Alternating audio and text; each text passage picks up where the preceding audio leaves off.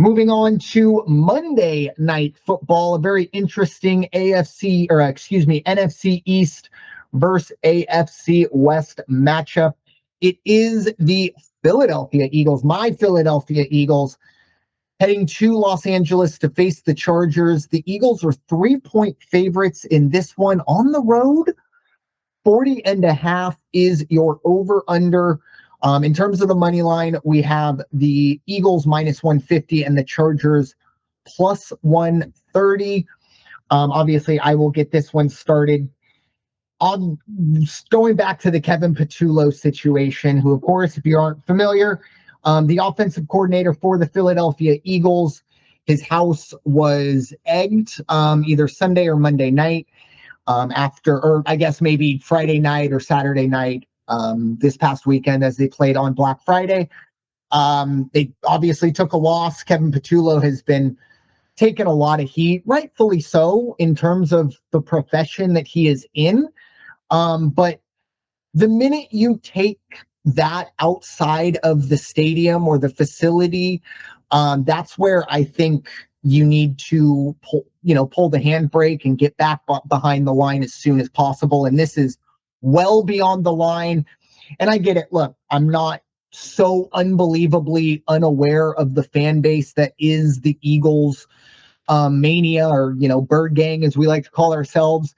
It's probably the worst out there. I mean, I think we have like an 8 to 10 year run on the worst fan bases in the league.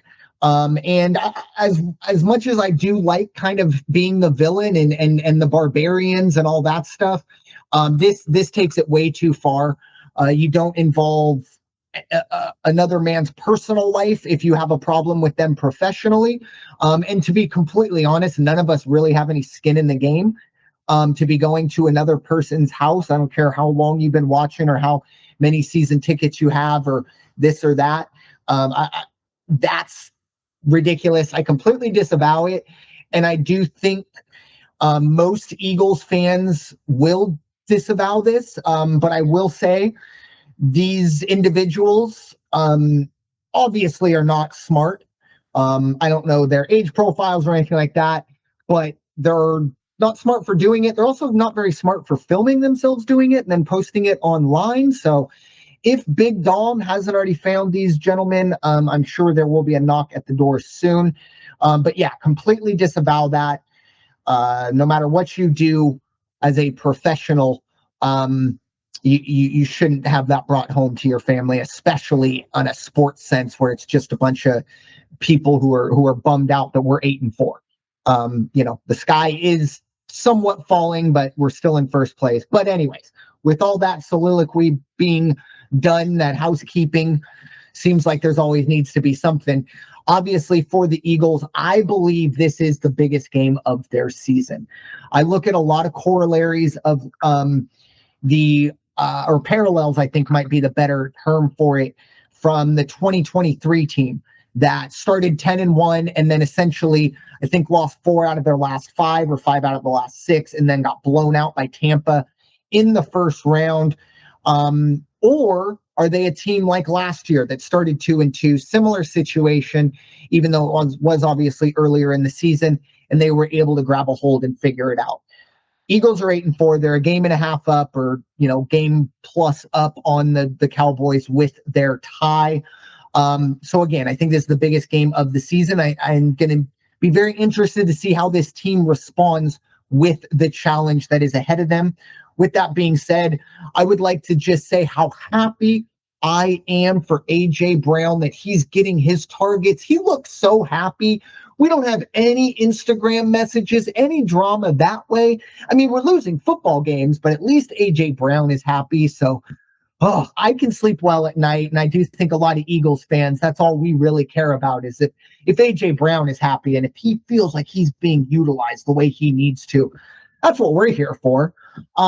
Anyways, with that being said, the biggest concern from Friday's loss, obviously the performance was not there overall, but the defensive line's inability to stop the run, that was a concerning sign to see. Oh man, I'm not even going to try with the, I've already forgotten, DeAndre Swift and the other individual. His name's a little difficult. He beat me in fantasy, so no disrespect for not remembering him, but Manungai, I believe. Anyways, 2 rushers for over 100 yards. I believe that's the first time that's been done in quite some time against Philly's defense. That's a big concern. Hopefully that was just a blip in the radar. The O-line of the Chargers, I think, is a big issue here. Obviously, the health of Justin Herbert for the Chargers. He essentially has the same thing Aaron Rodgers had a couple weeks ago that made him miss the Chicago game. A broken non-throwing hand. We'll see. He is, I believe, probably going to play, but he's day-to-day as we speak. Speaking of the Eagles, unfortunate news for the Eagles. Definitely this game, maybe multiple going forward. No Jalen Carter. That's going to be tough for this defense. But we shall see. In terms of this game, look, I've always been fascinated on how they bet or how they I guess, handicap the Chargers road games or home games, I should say, that are going to be essentially home game or road games for them. I think there's going to be a lot of Eagles fans there. With that being said, I like the Chargers. Give me a 0.5 point. I think if anything, the Eagles might eke out a field goal victory, but this is a big time moment for the Eagles. They have to figure it out here, or else the Cowboys are coming right behind them. Big game for them tonight here on Thursday, which we aren't talking about. But in terms of the over-under, it's a very, very low number, but I'm still going to go under. I don't think the Eagles offense is going to be able to click as well as needed on the road. Honestly, maybe a little less pressure, so that might help. But give me the under 40.5. I think this has a 20-17 game written all over it. Raider Jim, your thoughts? Philadelphia at the Chargers. Yeah, I wish I could be upset because my team is 8-4. I can't. I just can't because we're not anywhere near 8-4. But as far as the Eagles going into the nice controlled climate, if you will, it's going to be a wonderful day up in Los Angeles. They're going to get good coverage. It's Monday Night Football, so it'll be, a balmy, probably 70 degrees at kickoff because we're actually going to have a heat wave, I believe, next week. Yeah. What's going to happen for Philadelphia? I think Jalen Hurts puts together a good game, and I think Saquon Barkley is going to have one of those old-time Saquon Barkley games against the Chargers. I can see that happening. I think that the Eagles' offensive line is going to control everything up front.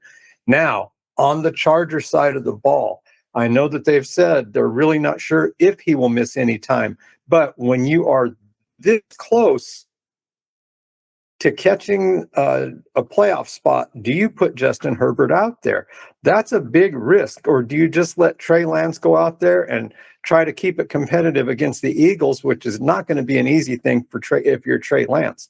However, I think what's going to happen when all is said and done, give me a 0.5 point. I like the Eagles -2.5 in this one. And I also like the under, but give me a point, make it under 41.5 for me.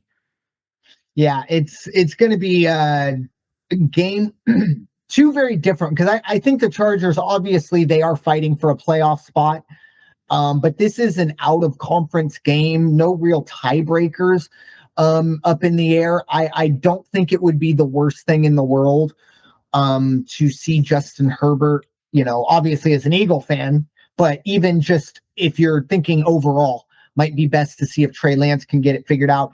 But who knows, maybe Jalen Carter not being there, that alleviates some worry from the Chargers coaching staff going forward. But we shall see. That's going to be Monday night, a really good one, especially considering how bad this past Monday night's game was. 8-4 versus 8-4 should be much more competitive than Giants Patriots, but I digress.